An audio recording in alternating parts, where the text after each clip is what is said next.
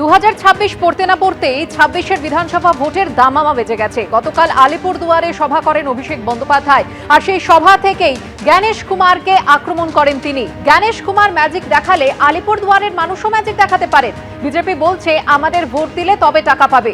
যারা বিজেপির কাছে ঝুঁকতে চান ঝুঁকতে পারেন। এই নির্বাচন বিজেপিকে শিক্ষা দেওয়ার নির্বাচন। আলিপুরদুয়ারে বিজেপি এতদিন রয়েছে, এখানে প্রতিটি বুথে এত জোড়া ফুল ফুটবে যে বিজেপি অবাক হয়ে যাবে। আলিপুরদুয়ারের সভায় গতকাল জ্ঞানেশ কুমারকে ফের নিশানা করলেন অভিষেক বন্দ্যোপাধ্যায়।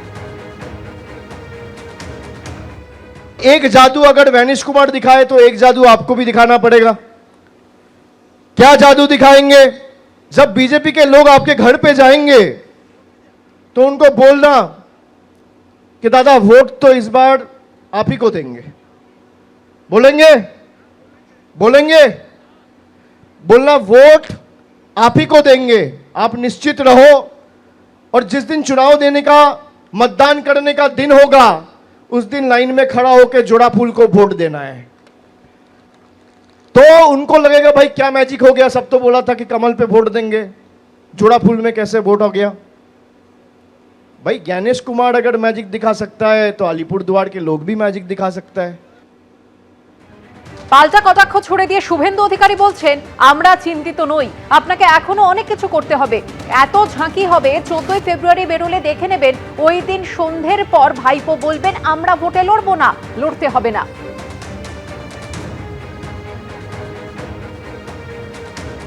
আমরা বলেছিলাম 5ই মের মধ্যে যদি সরকার করতে হয়, ফেব্রুয়ারিতে ভোটার লিস্ট বের করতে হবে, নইলে ভোট হবে না। ভোট না হলে সরকার হবে না, আর সরকার না হলে আমাকে বলতে হয়নি, আমি আগে বলেছিলাম, এখন মুখ্যমন্ত্রী বলছেন রাষ্ট্রপতি শাসন হয়ে যাবে, তো তাই আমাকে মেনে নিতে হয়েছে। আরে আপনাকে আরো অনেক কিছু মানতে হবে। এদিকে নির্বাচন কমিশনের আশ্বাস নির্দেশ সত্ত্বেও ফের একবার এসআইআর এর শুনানি পর্বে হয়রানির ছবি সামনে এলো। এবার যাদবপুরের বিজয়গড় বিদ্যাপীঠ শুনানি কেন্দ্র থেকে বেরিয়েই কেঁদে ফেললেন এক ভোটার। শুনানি কেন্দ্রের বাইরে ক্যাম্প করেছে তৃণমূল ও বিজেপি। তৃণমূলের অভিযোগ শুনানির নামে হয়রানির শিকার হচ্ছে মানুষ, যদিও বিজেপির দাবি শুনানিতে কোনো সমস্যাই নেই। কেউ ঠিকমতো দাঁড়াতে পারেন না, ডান দিকটা প্যারালাইজড, কেউ বয়সের ভারে ভারাক্রান্ত, অশক্ত শরীরে লাঠি নিয়ে হাজির হয়েছেন কেন্দ্রে।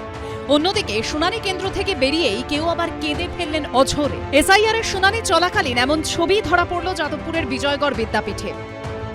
বিজয়গড় বিদ্যাপীঠে রয়েছে এবং সেখানে দেখতে পাচ্ছি একেবারে লম্বা লাইন, যারা হচ্ছে এসআইআর এর হিয়ারিং এর জন্য এসেছেন। ইনি রতন কুণ্ডু, শরীরের একাংশ প্যারালাইজড। বছর 74-এর এই ভোটারকে শুধু সোজা করে দাঁড় করাতেই আসতে হয়েছে আরো 3 জনকে।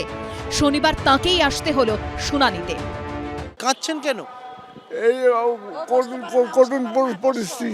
করুণ পরিস্থিতির জন্য কাঁদতেছি। আমার কষ্ট হাঁটতে আজকে 8 বছর ধরে প্যারালাইজ, হাতে বাজু না।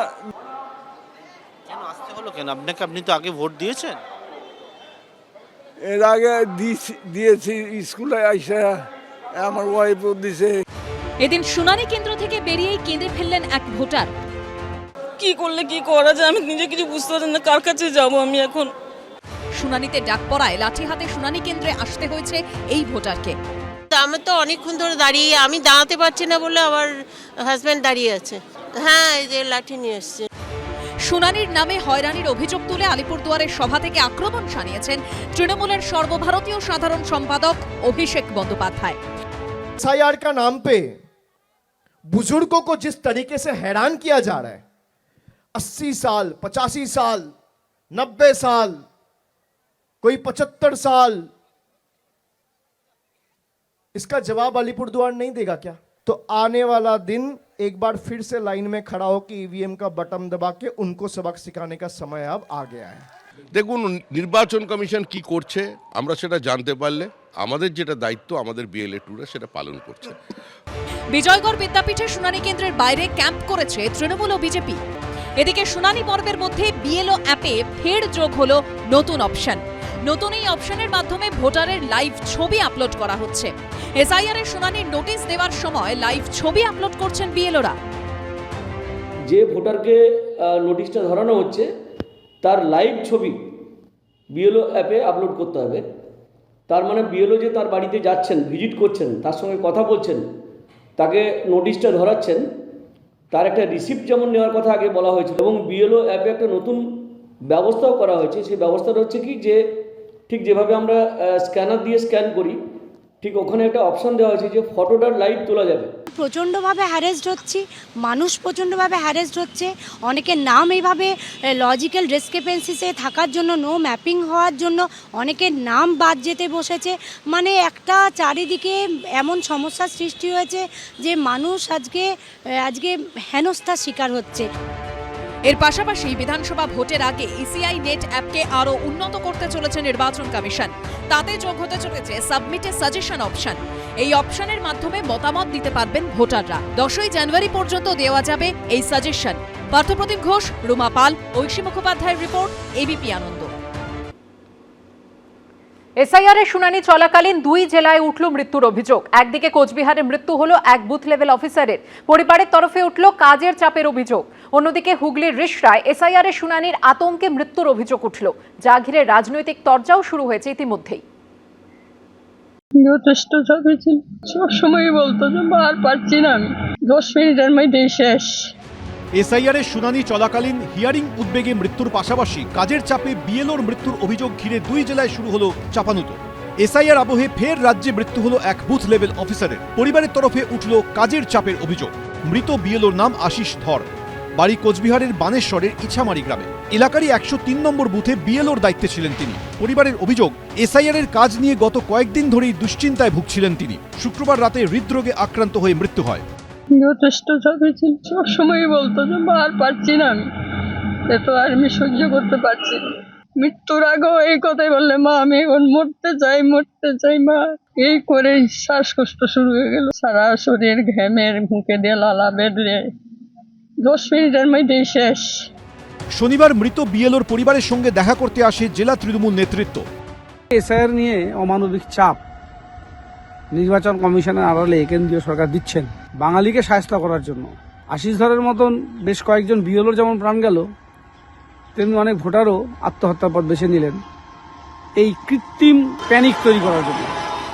এই কৃত্রিম প্যানিক আপনারা তৈরি করলেন, তার ফলে এই মানুষগুলো প্রাণ চলে যাচ্ছে এবং এক একটা পরিবার অন্ধকারে ভেসে যাচ্ছে।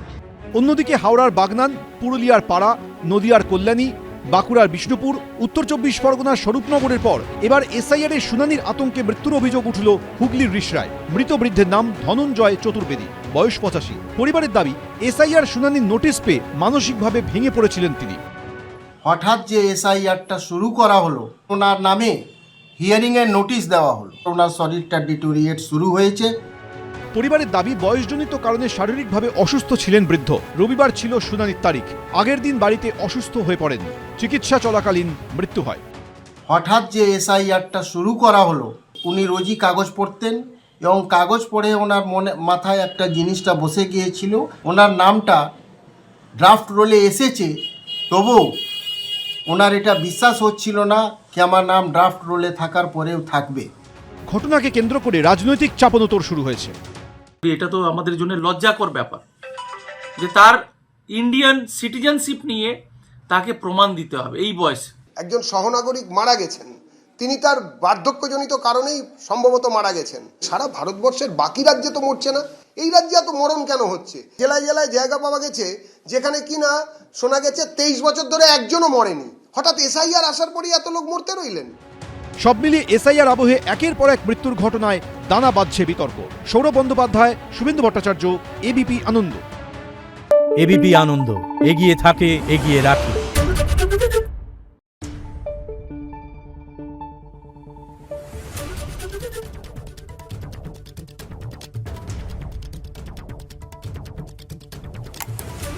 Thank you.